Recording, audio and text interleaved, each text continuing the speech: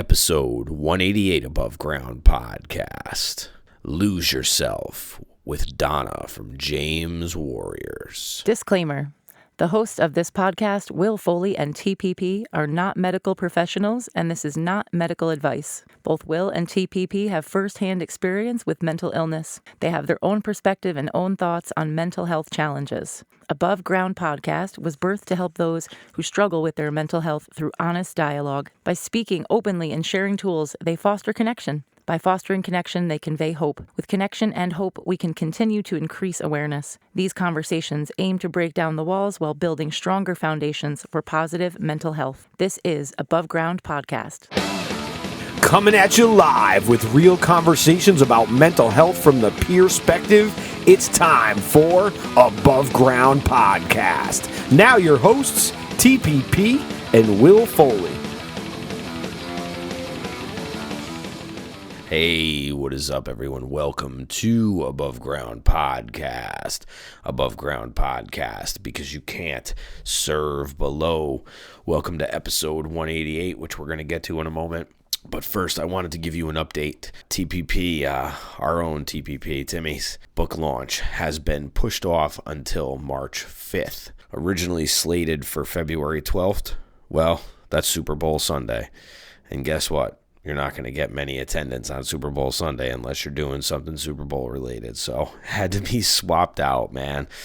However, it's a great way to kick off spring because never underestimate the power of you. You know what I'm saying? So Sunday, March 5th at 6 p.m. at the Sages Circle in Glenville, New York. That's our new favorite spot, man.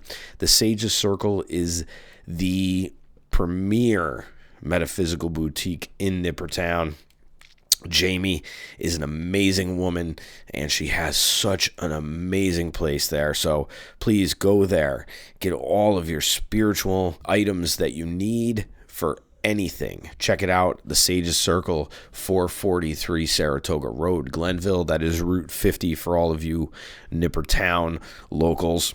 And Timmy is doing his official kickoff book launch for Never Underestimate the Power of You on Sunday, March 5th at 6 p.m. He'll be discussing the book, selling the book, and let's get some people out. It'll be a good time, and it's a good way to start spring, and it's something to look forward to. Now, this week's episode is a very special one. We have Donna Thomas from James Warriors on. Episode 188, Above Ground Podcast. Lose Yourself. Hey, what is up, everyone? Welcome to Above Ground Podcast. Above Ground Podcast. Because you can't serve below. What up, TPP? What's going on, buddy? It's a beautiful Sunday morning. Sure is. It's been a while too, man. It's been a little while since. I feel like it's been a while. Yeah, I'm missing our conversations. Yeah, man. We have a good one this morning. This morning we are joined by Donna from James Warriors. And James Warriors is a not-for-profit started down in the Red Hook area. Is that what I'm assuming? Dutchess County. Wappinger Falls, yeah. Wappinger Falls. So we got the 518, we got the lower part of the state. We got them both. It's awesome. Donna, thank you so much for joining us this morning. Can you tell our listeners what James Warriors is and why you started it? Sure. So first of all, thank you for having me. Obviously, the more we talk about suicide and mental illness, we change that stigma. So I am very grateful for this opportunity. So James's Warriors was built on love for my son, James Thomas, who died by suicide in October of 2018. He was just 19 years old. James was never diagnosed with a mental health illness. So it has come as a shock to family and friends that this occurred. But really, very quickly, at James's wake, I started to realize how many people, especially that teenage, early, 20s, who suffer from anxiety, depression, OCD, and other things. And I thought to myself, though I suffer from anxiety now due to the death of James, and I'll talk to you about how I teach kids about coping, and we make coping kits at, our presentation. But truly, I didn't know, I'm one of those people, you just get up and you do it. What do you mean you can't get out of bed? Why didn't you shower today? That seems ridiculous, right? We have this whole image of what a depressed person looks like, or anxiety, or my son didn't look like that. On paper, He was, I mean, I'm his mother, so of course, very handsome, right? But James was one of those people who was very, very funny. Most people would say he was popular. He had a girlfriend who was in Oneonta, going to school to be a special ed teacher. James had just become a master barber. He was working.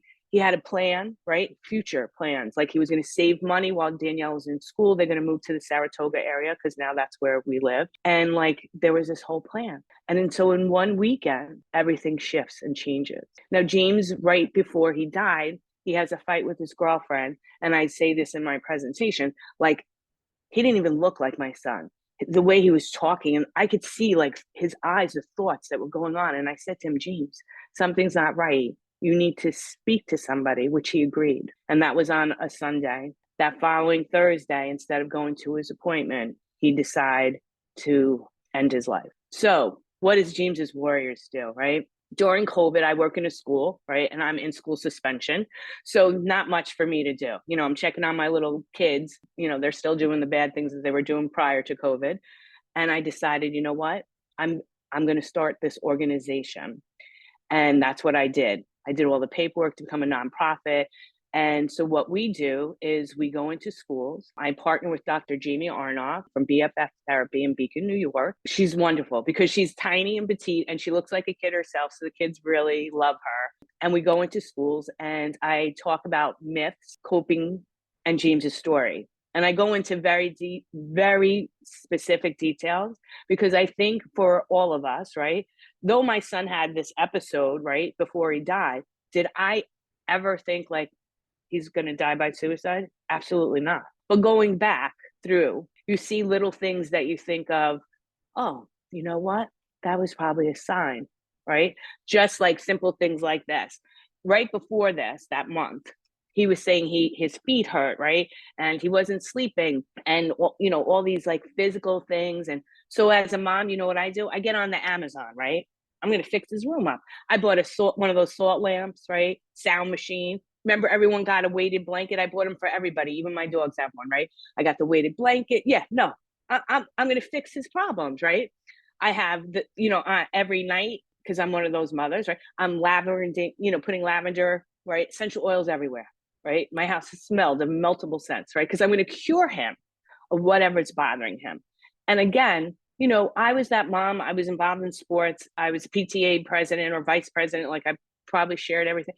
I was always there for my kids. I taught CCD. So how could this happen to me, right? How could this happen to my son? And right after James died, I was in a study in Columbia University about grief. And those doctors there taught me so much about the brain and about how to, neuro lines in your brain where you have to learn to stop thoughts. And so I said to myself, I'm going to share what I've learned, right? Because I've always been a volunteer. I took care of dogs. I did dog rescue. And I felt like for me to heal, this is what I need to do. And so that grew into James's Warriors. We were very fortunate in our first year. We spoke at a couple schools in Dutchess County. And Mark Molinaro, who now just became a congressman, but was the county executive, had given us $25,000 to speak to any school that asked in Dutchess County. So our message has gone out to a lot of schools. We have gone through Saratoga High School, Boston Spa, Lemoyne College. So we're like hitting the road. And I think what kids look at it is, as you can tell, I am a talker. This is how it's a conversation, right? I'm not up there with the stick because I remember, like as I said earlier, like I work in schools and sometimes you get organizations come in and they have the slideshow. Kids are not relating to the slideshow, but they are relating to, because when they see pictures of my kid and his diversified group of friends, he's anybody. All I want to do is just help people, and which we have. I get a lot of letters, some of James's teachers who have come out and said, I also have mental illness and this has allowed me to come out. Some people are afraid to speak about it, and I get it because, if I went to, right after James died, I went out with a bunch of ladies and one lady didn't come and the other lady was saying, oh God, she's off her meds, blah, blah, blah. Like, and I thought to myself, that's the problem. Right? I shouldn't even need to know that she's on meds or she's off her meds. And we shouldn't be talking about that because what are you doing? You're labeling her, right? You're making her sound like, I always go, all right, what is mentally insane and mental illness? A lot of difference in between, you know? Our goal is to change the stigma, to teach kids how to talk about their mental illness, to teach them how to deal with coping, right? Because when the bottom line is how do we cope? And even for myself, after James died, I journal every day, you know, those 3 gratitudes in the morning. I put positive mantras on my car on the way to work, you know, do a little meditation here. I'm definitely, now you can tell, like, it doesn't seem like I'm an outdoors person, but I'm laying in the dirt if I have to, like anything to ground myself, right? And I teach kids like simple things, make little coping kits for them. And I purchase this stuff from Dollar Tree to teach them to use their 5 senses. So I'll put in, like, you know, aromatherapy, one of those little diffusers, right? And of course, I told you I'm big on the essential oils, right? That cures all. But sometimes that smell can bring positive thoughts, right? I tell the kids, like, you can't get out of those thoughts. Put on that Disney movie that you watch 55 times in a row, because that is going to generate. And then I say, move a muscle, change a thought, right? Even if you cannot get out of that chair, go to a different chair, right? Get up and go to a different chair. We put in things like, even like those head scrubbers, right? Because when you go into the shower, you're getting up, you do that, there's a stimulation, right? And the brain is saying, do I like that? I'm not really sure. Does it feel good?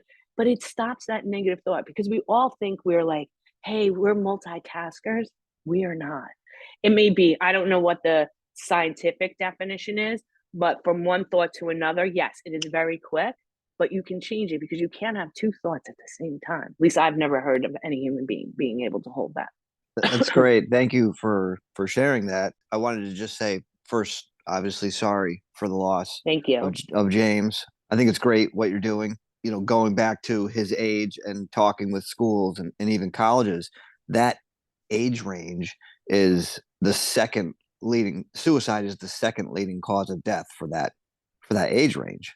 So I'm not. I just wanted to throw that out there because I'm not sure people are that in tune with it, because you know, again, we don't talk about it as often as we should. Absolutely. And I do say that at the presentations, like, girls attempt more, but males succeed. And I hate to use the word succeed or complete, you know, and, yeah. you know, complete more. And it's like those numbers, even when I do parent presentations, because we go in and I talk to parents also, right? What I learned, what I missed. And I always say, like, nobody in their right mind wants to think that their child could die by suicide. Nobody wants to think that. But if you look at the numbers, it's happening. You know, people are dying. And I always say, like, when you talk about 45,000 people dying or 48,000 people dying, that's a huge stadium, like Syracuse Stadium. I show the seating and I'm like, so everybody here has died by suicide. That's 45,000 families, 45,000 friends, teachers. So this is affecting huge numbers. And so if it's happening to me, unfortunately, it can happen to you. And so teaching, like you said, about the age group, we start from like 6th and 7th grade. And there is a little bit different. I don't go into such detail as I do with the older kids, but really, I know that around 10 to 12, these negative thoughts start occurring. And they think that they're the only ones thinking this. I wanted to come back to something that you mentioned earlier in in the conversation about curing your son from these feelings, or from his point of view. And I can only speak from my personal experience of dealing with my own suicidal ideation and my own suicidal issues, that I've experienced this in my own family, where people want to cure me of this, and they feel that that's their thing, that they have to, like, they think that they can change my thoughts. And the fact is that you can't change my thoughts, because my ideation is based in all kinds of things in my head. And what I've realized doing this work and learning about suicide prevention from the American Foundation for Suicide Prevention, because that's how I came to this myself, is that my thoughts are mine, but I'm probably not going to die by suicide, because I'm well aware of these things. And I have a language now to discuss it. And we talk a lot about language. what does it feel like now that have you realized, when did you realize that you couldn't cure your son of such a thing? Did it really take him ending his life to make that reality real? Like, is that how this happened? And I don't, and I'm not trying to be flippant or anything by saying that. Oh no, listen, we I need to have conversations like this, because that's why I talk to parents, right? yes, Because and sorry to cut you off. I just wanted to make this one last yeah, point, because that you mentioned this, because this is one of the things that actually does help people is if you ask somebody if they're thinking of ending their life, a lot of times people will just stop dead cold in their tracks and be like, wait a second, how did he know, or how did she know, or how does somebody recognize that? And that is actually, like you said, it's about changing that thought. And if you can stick something in there to grind that wheel to a stop for at least a second, you get that chance. So that's why I brought that up. So I yeah. apologize for cutting you No, off. no, please cut me off. You have to, or I'll just talk for the whole time. So here's the thing. When did I realize? So I think I didn't realize. So I told you I was in that study, right? And I also am very involved with AFSP. Like, I went to their conferences in Houston. Our first year that we walked for them, we raised $20,000. We had over 300 people walk with us under James's name, because I am very fortunate. I have a lot of support from the community. So how I started to realize is, like, I didn't understand the whole brain. And I am a reader. And that's what I started to dig into, because I was always an advocate for my child, right? So how do I, and it sounds bizarre, advocate for his death? Like, I need to explain to people, not to be like, because there's always a stigma, like, what's going on in the family? Why did they do that? There must be, some dark background. And what I tell people is, like, here's a dark background. We have mental health illnesses in my family that we didn't know until after James died. Like, old aunties are telling me, like, so-and-so had electric shock treatment. And I'm like, maybe this would have been important, right? So there's a huge hereditary factor. And I'm in another study that I can't really talk about, and they always blame the mother. Let's just put it that way. So it's interesting that you say that, because my mother, I talk about my mother on the show all the time, because my mother has schizoaffective disorder. I'm bipolar too. So, and she's actually attempted twice in my life. And what's kept me here is that I have a child myself. And I know that if I attempt, it puts her at X amount of time, greater risk of her attempting. And if I complete it, it puts her at an even greater risk of attempting and completing herself. And the cycle doesn't end. And that was the whole point for me of doing this and keeping doing this work, is that I wanted my cycles to end. I wanted to leave a legacy behind of healing and not pain. Yeah. So I commend, and let me just say, I am so sorry that you had to lose your son to have you create such an incredible movement and organization. It's great to have conversations with people like yourselves who live this from dawn until dusk. And that's what, go ahead. I'm so sorry. I just wanted to say something you touched on real quick. And I think it's important is the whole stigma behind it is, what happened, and there must be this dark cloud. We have been fortunate to talk with many families, many people who are survivors of suicide.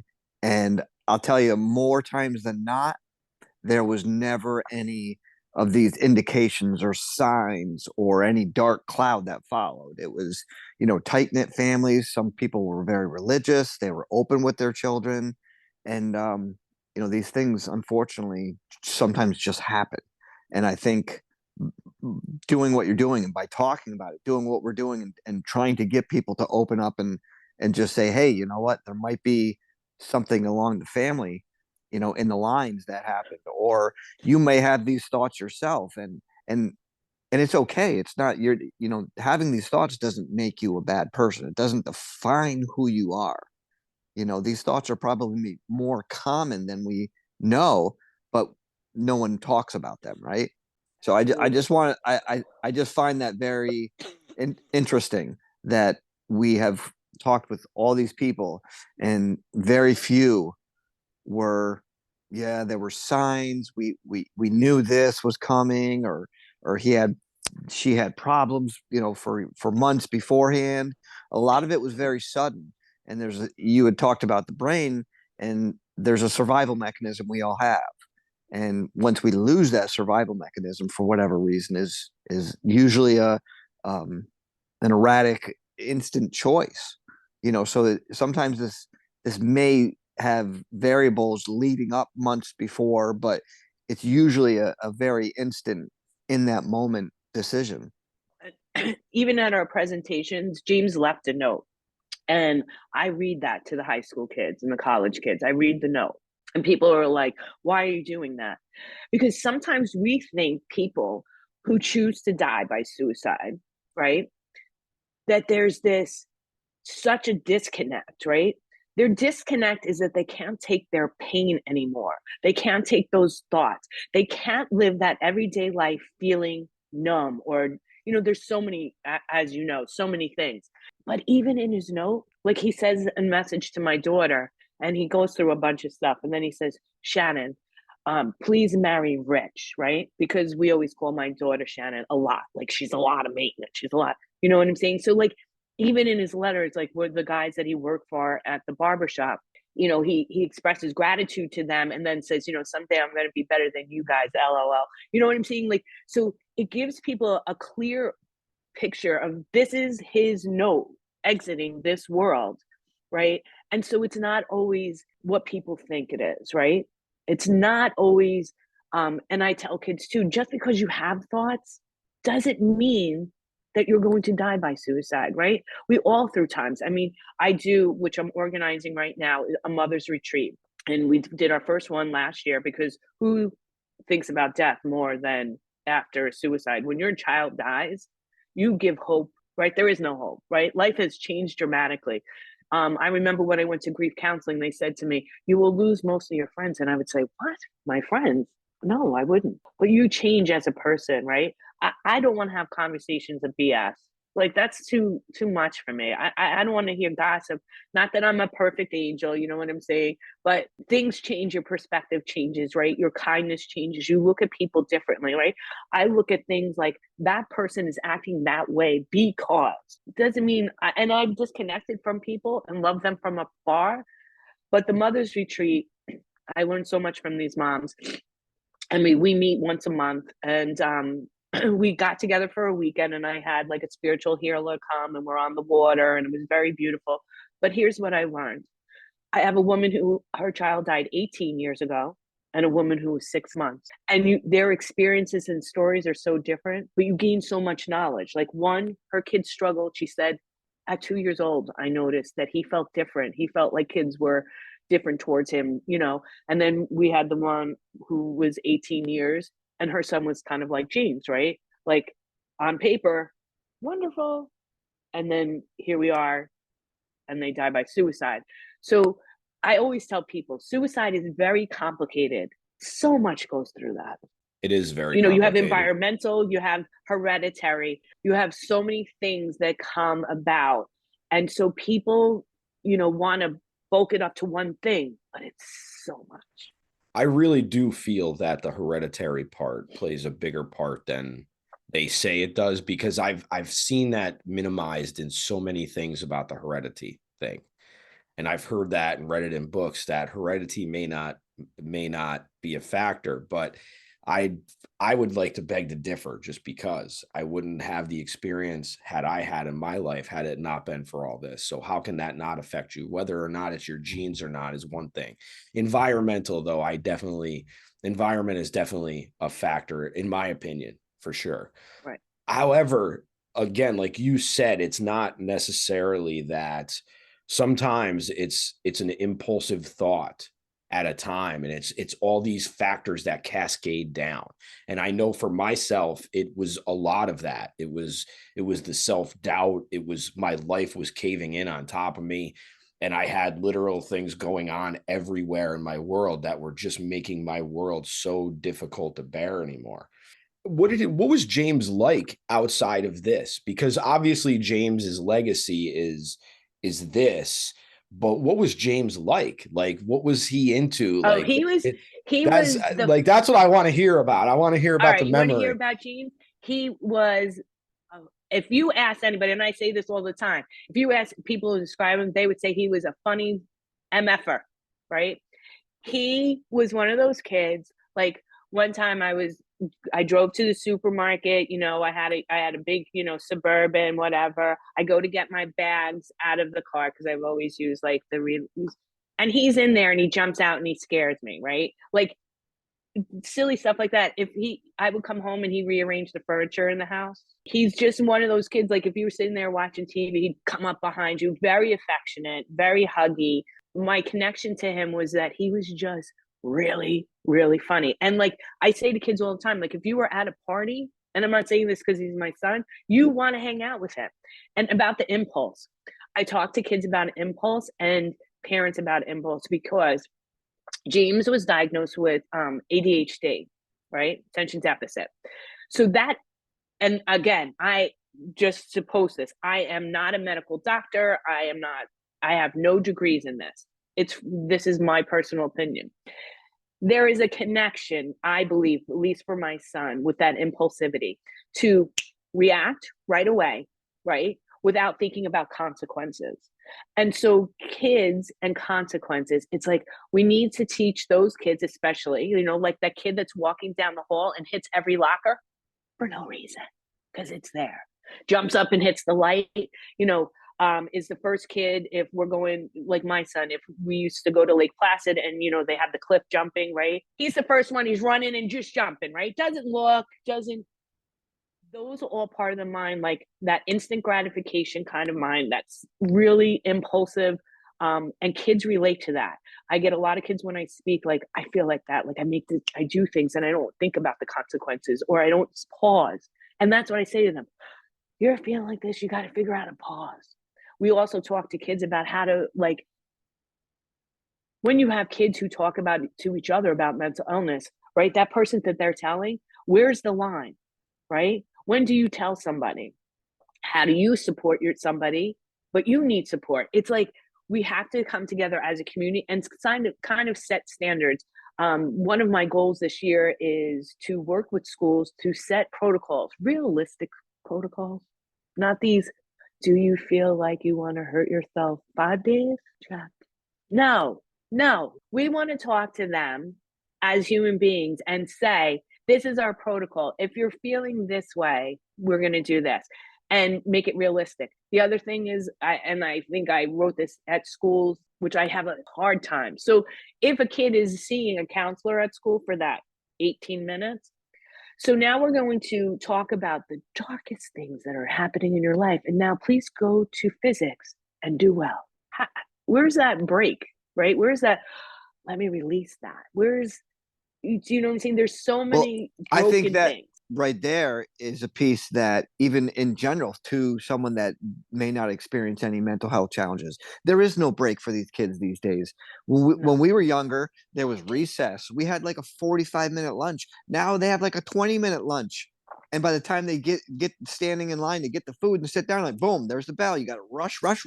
Everything's rushing.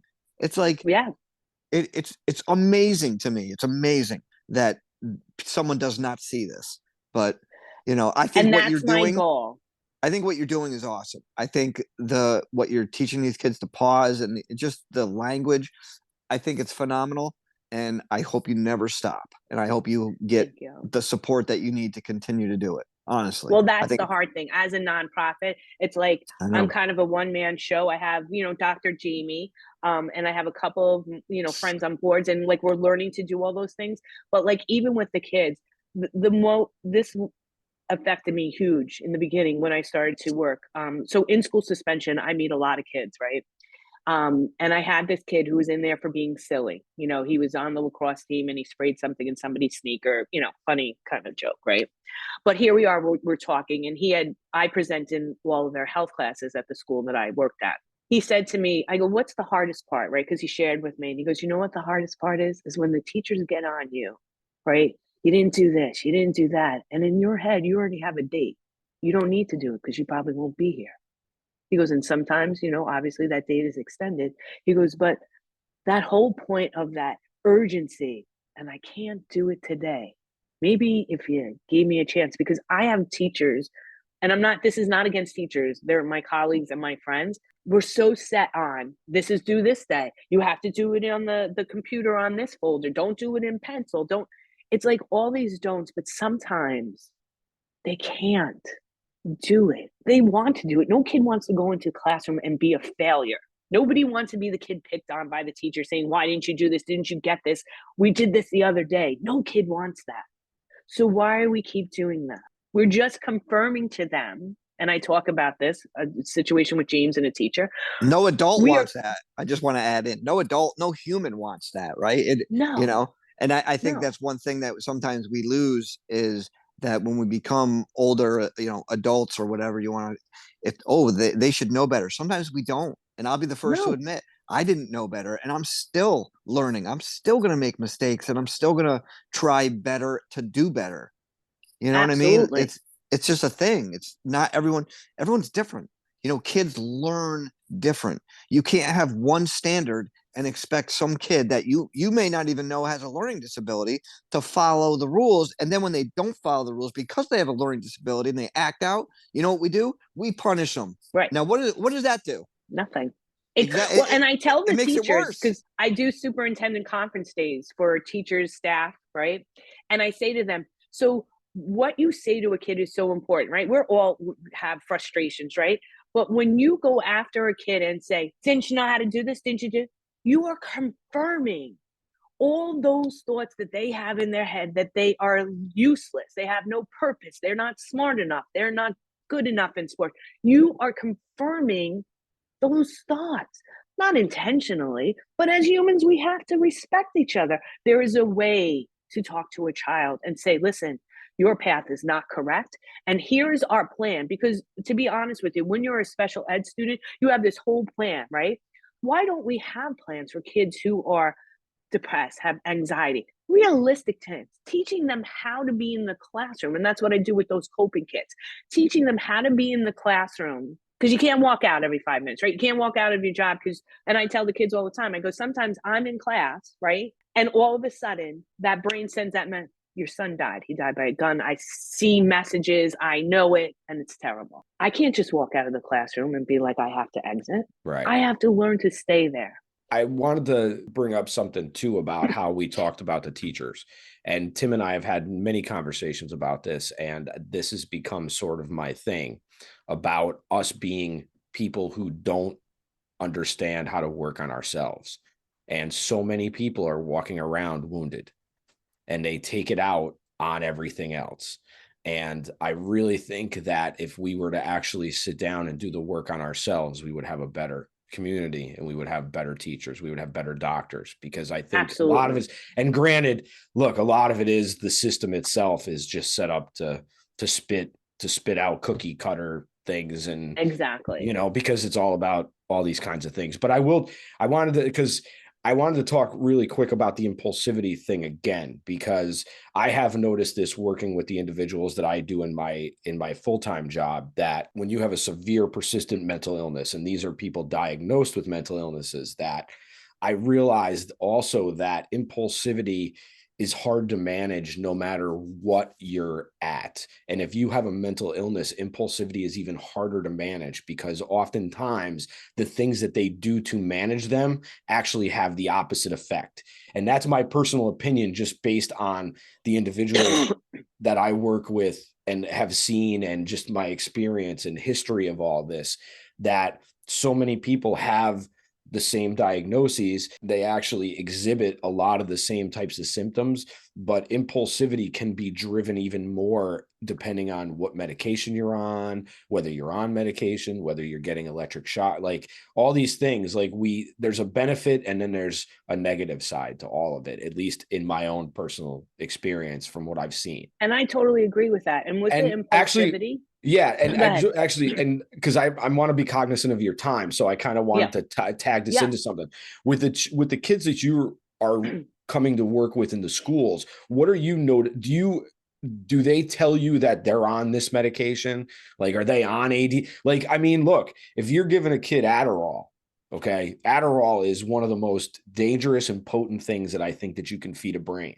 And for someone who has those connection issues, Adderall can be a lifesaver for many people, but it can also throw you off the other side too if you have those addiction type issues and stuff. So I was just wondering what the situation was with some of the students that you've worked with as far as like medication and having diagnoses. And because you talked about having a service plan. Like there's individual service plans for people when they come through the mental health system. Why can't we develop an individual service plan for these kids as they're going in with the counselor sort of thing? Absolutely. I always think on these projects and I'm like, takes a lot of time, but that is absolutely where the impulsive. So kids, when I speak at the end, I have a lot of kids who want to talk to me, right? Because I'm totally honest about what's going on, and they talk about medication. And sometimes kids will ask me, they're very bright. Did your son have ADHD? Did he take medication for that? Because they are relating, right? So here's the thing, and I tell people, sometimes you need medication therapy, but you also need to be accountable for your own illness, just like the kids, right, who go to gym and they have to use their inhaler. If they don't use their inhaler, they're not going to do well because they can't breathe. They also need to be told in a way that their brain does not work the same as everybody else. And nobody's brain is exactly the same.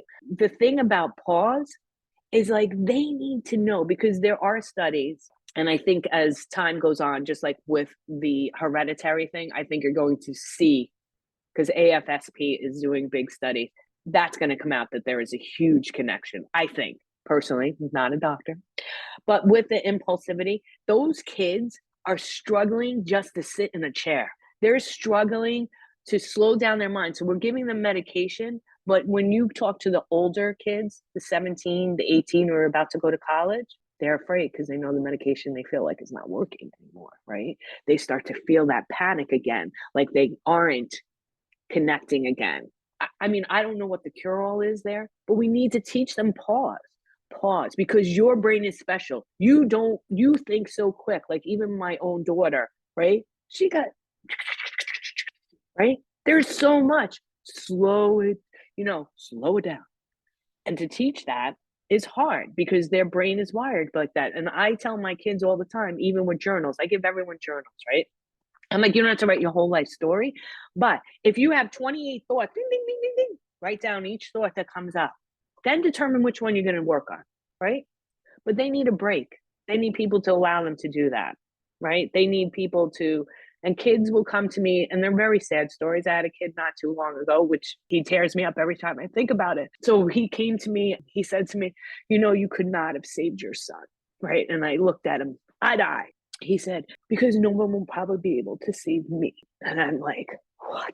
He goes, but what you're doing is great. For some people, this is going to change people's lives, but it may not change mine. And I thought to myself, like, you think you're going out there as Superman, right? You're going to cure the world. But there are people that their struggle is big. Will and I have talked about this on multiple occasions, that there is no cure-all. And to be honest, like it or not, hate me for saying it, but I don't think you're ever going to end it, suicide as a whole. I think there's people that it's a choice for them. And at the same time, you know what? There's a thing called autonomy. And I understand that, there's a lot of variables to this. But if someone believes that, if someone has it set in their mind and they've tried therapy, they've tried medication, there's something inside that's wrong and it's just not connecting, and there's too much pain for them to move forward. It is an option for some people. So, I don't have any answers, but I just wanted to say this to kind of piggyback on what you just said. It doesn't become a choice until it's a choice. The choice, and that's my, like, it. You may not think it's a choice, but for me, it is a choice. And it's a choice whether to live or die and to stay on this planet or not. And no one can make that choice for me but me. And that's why, like, nobody realizes that everybody says that's not a choice. It doesn't become a choice until you make it a choice. And when you've reached that darkness and you've been in that room and you can't find the light switch, you just want it to end. You want the pain to end. And you can't even put your finger on the pain because everything is painful. Everything hurts. That's going back to what you said about your son talking about his feet and talking about physical ailments. the body keeps the score. Like Bessel van der Kolk's book is one of the best books on trauma that I've ever read. And it should be read by everyone in the mental health space. When you have all these issues emotionally and mentally, it will come out as physical ailments oftentimes. And it's interesting that you said he had a lot of feet pain, because there's a lot of acupressure points in your feet. And it's like it goes to these chakras. And I know, some people are like, chakras, that's too woo-woo. But the fact is that we are really just energy. We're just energetic beings that just happen to take human form. Because if you really boil us down in a microscope, you see nothing at the base level of it except the cell. And even I remember, so like my husband with James's death. Now my husband's very different kind of personality. He's like that Italian from Brooklyn, very strong, like no one's going to take advantage of him, and he basically the first year was dying on my couch. He didn't, you know what I'm saying? And one day he says to me, I am going to respect his choice that he had to die. I cannot tell him when he was supposed to die. He chose that. And he said, and so for me to move on, I need to accept that. And I said, I understand, like I'm just listening. And he said, because really, I don't know what he was going through. I don't know how it is to wake up and feel like that every day. And I don't know how that choice comes in. He goes, but there was a choice that he made and I have to accept it. And so I had a woman one time said to me, why is it bad that people choose to die? What do you mean, why is it bad? They should be here. They should be with us. They should be living. They should be happy. I should be making dinner for you, right? This is why I always say it's so complicated, right? There's so many point of views, right? And now, like for people like you who are starting to have conversations open, there's different facets of all of this. And no one is 100% right or 100% wrong. I, was very religious before James died. Not very, but I love the Jesus. Like my kids were acting up. I'd be like, you better go get some Jesus before you come down here, right? Like, go get some Jesus. And I was obviously so mad. Like, how could this happen to me? But this put me on a journey, like, and this is going to sound weird. I would do anything to have my son back. I would kill, destroy, whatever I needed to do for him to be here, even probably for 5 minutes, I would do it. But I have to say that because of his death, I've learned a lot of different things about connecting to the environment and earth and energy and all those things. That's what gets me through the day, knowing that these life decisions, you have to accept and change what you didn't like about the situation or help others. And that's the whole thing. We need to talk. And just yesterday I posted on our account, social media, because I had 2 friends who lost their fathers in the last couple of days, like last couple of weeks. And people are like, what? But that is actually the highest rate. Yes, Tim and I are in that. It's that up to what? It's that 35 to 60 or 55, whatever. Right. And then as you get into seniors, even seniors above that are at it's the 3rd or 4th, I believe. If I think mistaken. In the new numbers are because we're living longer, right? Yeah, absolutely. Well, some of us are. Some of us, and again, that's a choice too. Again, like a lot of this is choice, and how we live our lives is a choice also. But I'm just saying, like, there's so much information in so many different areas, and I just think that we need to be kinder to each other. Bottom line, just be kinder. I can have an argument with you and discuss things and not hurt you to where you feel bad about yourself, right? There's also things like you can disconnect from other people who make you feel bad. Like you shouldn't be connected to people who are constantly making you feel bad about yourself, So there's so much we need to learn as people and beings. And hopefully someday, I think, again, through these conversations, we will change the stigma. I think we're all in it to help and spread love and guide people, guide people. I wanted to ask you something that you had mentioned earlier about, I think you had said people in general, but you have changed who you are. Like, things change, grief changes you.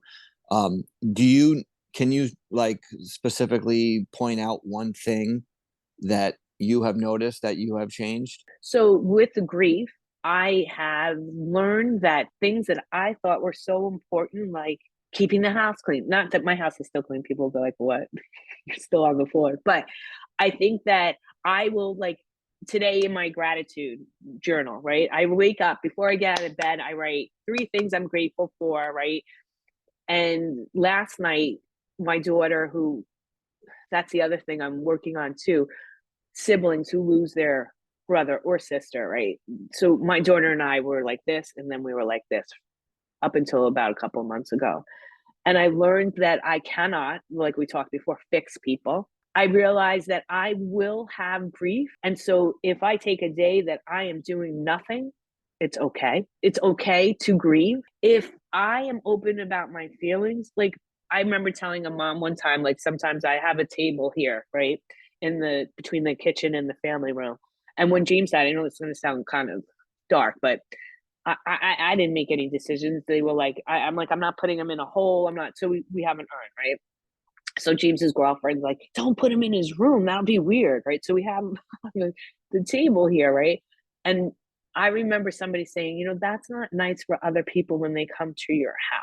And I said, what's not nice? To have that there. It's kind of what I learned from grief was, if him being there, because it keeps him relevant, it keeps him a part of my family, that's nobody's business but myself. Though my child is dead, he is still relevant in my life. And so that's what grief has taught me, to stick up for what I need, not what everybody else needs. And so through meditation, gratitude, and learning to say, you know what, I'm not going to that today because I don't feel like it, because I am sad today. And I cannot go because I will ruin your day. I didn't go to a shower, right? This is a hard part when your son or your child dies, right? As time goes on, their friends are getting married, they're having babies, right? And there's that loss, right? You don't lose just your child, you lose the future as well. And sometimes I don't go to those things, right? Because my head's not in it. And I'm not going to go there and be the kid, the sad mom, right? Because I don't need to do that to them, but I can be able to say the choice. I am not attending. Like, I'm not making up stories. I'm not attending because I can't do that today. It's too hard for me. And that's that. That's great for you to recognize that. We're all about tips and tools on the podcast, and we like to share. And I personally find that grounding for me is often walking in my lawn barefoot. And I'm curious to know, what is one of your grounding techniques? Okay, I wish my daughter was here, because not too long ago, maybe about a month ago, it was pretty warm here. And so her and her friends were up at her room, and one of her girlfriends must have looked outside, and she said, Shannon, maybe you should check on your mom. She's face first in the dirt. So she's like, no, but she's like, she's fine. She's probably trying to, absorb some kind of energy that she feels. But I feel grounded, right? Because like now I'm a tree hugger. I literally, and I don't care. People can say I'm crazy and I lost my mind because my son died. I'm comfortable with that. But like, I'll go out there. Like last night, we were out in the hot tub, my daughter and I, and the moon was gorgeous last night. And there were so many stars, and we were just looking, and I was like, this is where I feel so connected, like I'm over dramatic. And my daughter's like, yeah, that's pretty. And I'm all like, oh, I just want to absorb all that energy. So I don't care about what people think. It makes me feel good. And I always say this. So whatever my beliefs are now and what I do to kind of maintain my health, both mentally and physically, if when I die I was wrong, it doesn't matter. I'll be dead. So it doesn't matter. I love it. That's great. That's awesome. Face down in the dirt. I have not tried that one yet. I love it. Oh, it's so good because you just feel like you're. And dirt does smell pretty good too. It can. Timmy, what do you got, buddy? I don't know what I have after that. You have to be aware of yourself, and you have to to know what works and what doesn't work for you. And I'm hearing Donna kind of go through that, and what she needs when she needs it. And I think that's an important tool for everybody, is knowing one's limit, knowing if you need a timeout, and it's okay. Like, hey, you know what? I can't handle this in this moment. I'm just going to take a walk or a 10-minute timeout or whatever it may be. And these are tools that can make a big difference in one's life. Well, even setting boundaries for yourself, like, people feel like sometimes, like, if they don't go to something or whatever, they have to make up a story, right? Or it makes you look weak. I don't feel like I'm a weak person. Do you know what I'm saying? I feel like I am a strong being who is going to look out for myself, because if I don't, I can't help anybody else, right? And so if you're mad at me because I didn't show up, or I can't, and I tell my friends now, I cannot be that friend. Like, I have this beautiful friend. She sends me cards all the time, like, love you, looking out for you, saw what you did, blah, blah. I have never sent out a greeting card in my life. I'm like one of those people, like, I don't even have a stamp. I don't know. I can't do that. Right. But I said to her, we were together on New Year's Eve, and I said, please know that I appreciate all of that. And though I may not acknowledge you, because you know what? My days sometimes, at the end of the day, like, the minute you wake up, you have this thought of, I don't know, happiness or whatever. And then that 2 seconds later, that memory comes back that your son is dead. And so, like, now you're struggling, right? You got to get up, you got to move, blah, blah, blah. And so, like, people don't understand how tiring it could be to struggle with mental health. And so some days you can't do it. Actually, that kind of brings up a really good point, that we often forget when, obviously, Tim and I lost a really close friend of ours several years ago now. I've lost two very close friends, and my first experience with a suicide loss was in high school with somebody that a sister of somebody that I knew. And we don't recognize oftentimes that people with mental health issues are struggling, and that struggle is very tiring. And I just want to say thank you for bringing that point up, because a lot of people don't recognize how tiring it is to be in the mind of someone's mind who doesn't shut off. It just never shuts off. And oftentimes it just goes faster and faster and faster until you can't stop it. And unless you have a coping mechanism, whether it's healthy or unhealthy. Thank you very much for sharing. And we're so sorry for your loss. And thank you. And thank you for turning it into something that is going to benefit so many people, and share the memory of your son. And that's the important part of all this, is that we don't forget. And that's why to have his urn in your living room makes perfect sense, because he's still a part of the family. Yeah. And that kind of goes back to that stigma thing. Is it that I wonder if people just can't understand that because of the way that he died and the situation that it's in. And it's sad that we have to live like that. Right. Well, I thank you gentlemen so much. And I love what you're doing. I just think, again, AFSP language, the more we talk, right? Talk changes lives. And so I thank you all for all that you guys are doing. I just want to recognize your husband and your daughter. Is it that you just have the one daughter? Yes.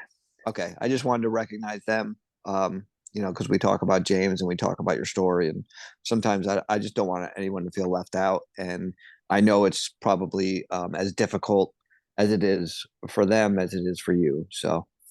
Thank you. The sad part is that their personality is a little different. So when the Warriors were started, they were kind of like, we don't want to hear about it. We don't want to be involved with it. Like, I run these car shows to raise money, and it's pretty big. I have 4 or 5 bands, 15 food trucks. We had over 350 cars, and they're like this, and that's okay.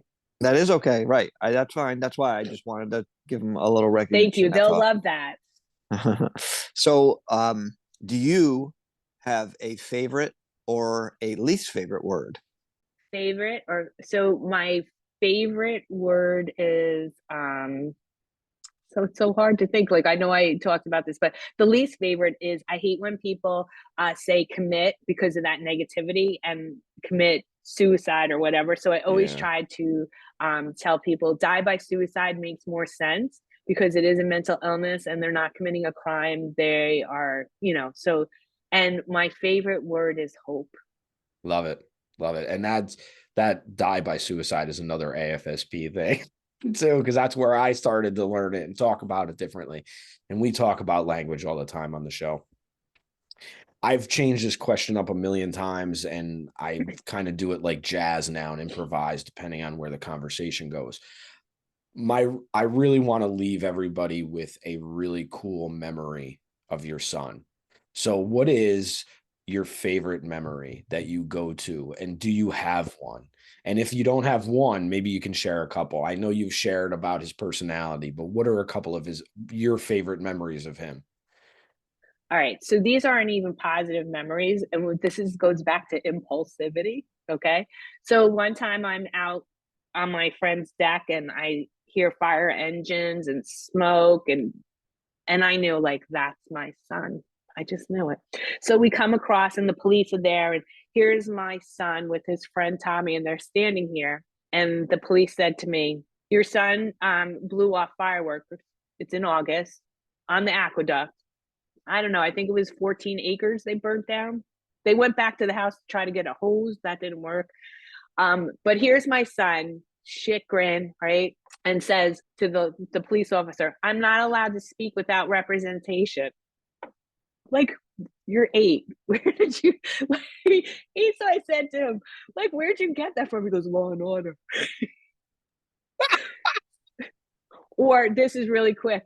One time, because I wanted to show you his personality, we used to camp all the time with a bunch of families, and him and Tommy, again, I get a call from the security guard. She goes, and they're about 8 or 9. It's the same year that they burned up the woods.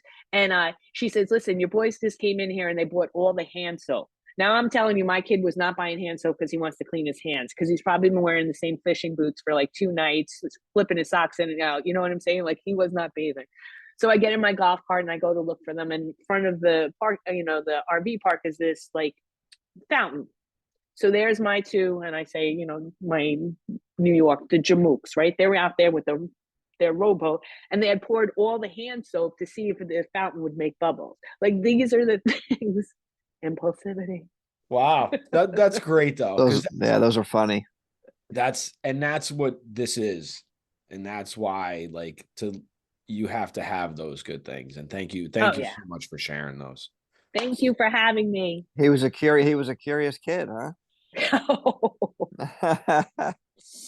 So the last question is, if there was something that you could do or that you would like to see done for mental health as a whole without any restraint, what would it be? I think personally, as a whole, not one gen person, I think that we should allow mental health days.